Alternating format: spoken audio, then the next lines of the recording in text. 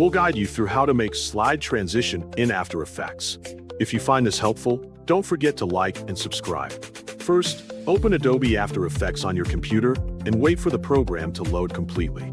After the workspace appears, create a new composition to begin your project. Set the composition settings you need, then confirm to open the timeline. Next, import 2 video clips from your computer into the project panel. After the clips have been imported, place both clips in the timeline in the order you want them to appear. Overlap the clips slightly so the transition area is created between them. Once the clips are arranged, select the first clip in the timeline by clicking it. Press P on the keyboard to open the position property.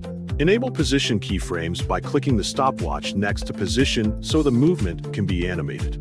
This creates the first keyframe at the current playhead position. Next, move the playhead forward to the point where the transition should end. After that, slide the first clip out of the frame by changing its position value, moving it left or right, depending on the direction of the slide transition. A second keyframe will be created automatically, making the first clip exit the screen during playback.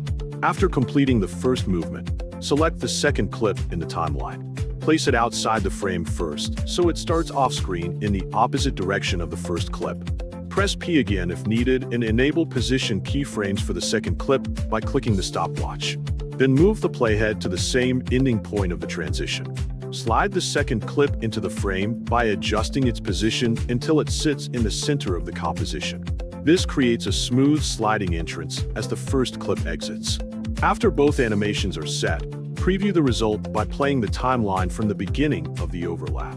Watch carefully to make sure one clip slides out while the other slides in smoothly and at the same speed. Adjust keyframes if the motion feels too fast or uneven. Once everything looks correct, add the composition to the render queue. Check the output settings if needed, then click Render to export the final video.